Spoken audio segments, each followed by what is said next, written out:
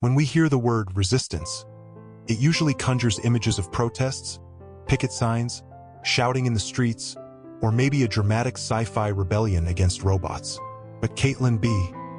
Curtice wants us to see resistance in a different light. For her, resistance isn't about being loud and angry 24/7, although righteous anger certainly has its place. It's about learning how to live fully, honestly, and in connection with the world around us. It's about waking up each day with an awareness that wholeness isn't just a personal pursuit. It's a collective one. In living resistance, Curtice doesn't hand you a checklist or a manifesto. Instead, she gently walks beside you, sharing stories from her life as an Indigenous woman, a mother, a poet, and a seeker. Her writing is part memoir, part spiritual meditation, part call to action, and all heart. She invites us to unlearn the harmful systems that fracture us, and to reclaim the everyday moments where resistance is not just a political act, but a sacred one. Through her gentle, grounded voice, Curtice reframes resistance as something deeply human. It's brushing your daughter's hair with love. It's honoring your ancestors. It's pausing before you react. It's recognizing the divine in the people we're taught to ignore. Resistance, she says, is a daily rhythm, a practice of wholeness in a broken world. So let's walk through her vision one layer at a time. Bring your coffee and your questions. First things first, who we are is where we begin. Before we can talk about resistance, Curtice insists that we first sit with identity. Not the buzzword version, but the messy, beautiful, multi-layered truth of who we are. For her, that means acknowledging the complexities of being Potawatomi in a world that often demands assimilation. It means honoring her people, her roots, and her language, even when the dominant culture tries to erase it. But this isn't just her journey. Curtice gently turns the question around and asks us, who are you, really? What stories make up your identity? Which parts of you have been celebrated, and which have been silenced? In a culture that tells us to be productive over present, efficient over emotional, and dominant over different, reclaiming our full selves becomes an act of resistance. This is where Curtice starts, not with political strategy or theory, but with the simple act of knowing yourself. Because how can we resist a system if we don't even know who we are within it? She emphasizes that identity isn't static. It's dynamic, always shifting, just like seasons, just like breath. The goal isn't to find yourself once and for all. The goal is to stay curious, to listen, to return again and again to the truth of your own sacred existence. For Realms of Resistance, the heartbeat of the book, Curtice structures her reflections around what she calls the 4 realms of resistance: the personal, the communal, the ancestral, and the integral. Each realm is like a lens, offering a different way to look at the act of resisting systems of oppression and disconnection. But they're not separate silos. They overlap, intertwine, and dance together like wind and flame. Let's walk through each realm, not as lectures, but as invitations. Personal resistance. Begin with your breath. This is the realm that feels closest to home. Personal resistance, Curtice says, is where we tend to the garden of our own hearts. It's not about perfection. It's about presence. It's brushing your teeth while whispering gratitude. It's giving yourself permission to cry. It's saying no to burnout culture and yes to rest, not because you earned it, but because you exist. In a world that constantly pressures us to be more productive, more palatable, more marketable, personal resistance is saying, I'm enough. It's showing up in your body, just as it is, without apology. For Curtice, this is deeply spiritual. She speaks to the power of breath, the holiness of embodiment, the sacredness of stillness. But don't mistake this softness for passivity. This is fierce work. It takes courage to be kind to yourself in a world built on comparison. It takes strength to hold boundaries, to unlearn internalized shame, to let go of the myth that you have to do everything alone. Curtice reminds us that our inner work doesn't exist in isolation. The way we treat ourselves ripples outward. Every act of self-kindness is a spark of resistance in a world that thrives on self-doubt. Communal resistance. We belong to each other. If personal resistance is about grounding ourselves, communal resistance is about growing together.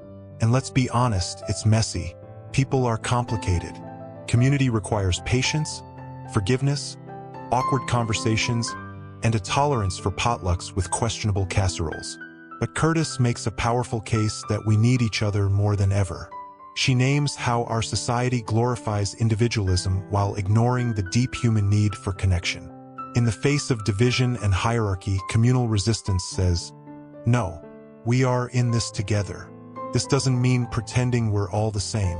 Quite the opposite, it means embracing our differences with reverence. Curtice explores what it means to be in community across cultures, faiths, generations, and identities. She writes about the tension of trying to build bridges while also honoring boundaries. She's honest about the difficulty of calling people in rather than calling them out. She reminds us that real community isn't about convenience. It's about commitment. At the core of communal resistance is this truth: every person has inherent worth. When we live like that's true, not just in theory but in practice, we disrupt systems built on dehumanization. Whether it's welcoming a refugee, honoring a pronoun, or just listening with full attention, these acts add up. Resistance, Curtice shows us, is about choosing love over fear, again and again. Ancestral resistance. Remember where you come from. This realm is deeply sacred and deeply haunting. It's where Curtice's indigenous identity comes most alive and most aching. She talks about the pain of generational trauma, the forced forgetting of language and culture, and the long, slow journey of reclaiming what was stolen. But she also speaks of the joy of rediscovery, the way the land remembers, the way the body remembers, the way songs and stories live in the bones. Ancestral resistance is about honoring those who came before us, not as saints or symbols, but as real people with complex histories. It's about naming the violence and colonization that shaped our past while refusing to let it define our future.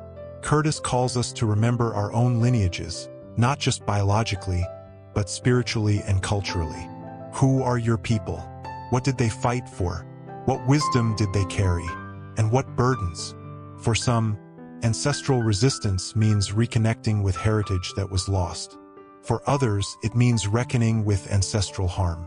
Curtice doesn't shy away from this tension. She invites white readers in particular to confront the legacy of colonization not with guilt, but with responsibility.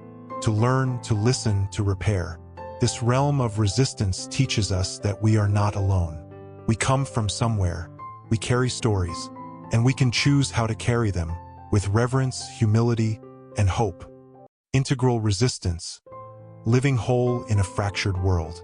This final realm is where everything comes together. Integral resistance means living in a way that connects the dots between your values and your actions, your inner world and your outer one. It's about being congruent, coherent, and brace yourself. Integrated. We live in a culture of fragmentation. We compartmentalize our lives to survive. Faith in this box, politics in that one, family over here, work over there. But Curtice urges us to resist this fracturing. To live with integrity means refusing to be one person in private and another in public. It means showing up as your full self wherever you are. Integral resistance also asks us to pay attention to the systems we participate in. Where does our money go? Who benefits from our choices? What messages are we sending, even unconsciously? This isn't about shame. It's about awareness. Curtice's approach is deeply compassionate. She's not scolding us for being hypocrites. She's saying, hey, we're all in process, but we can't ignore the disconnects forever. Living with integrity means slowing down long enough to notice what needs to change, and then doing something about it. At its core, integral resistance is about wholeness.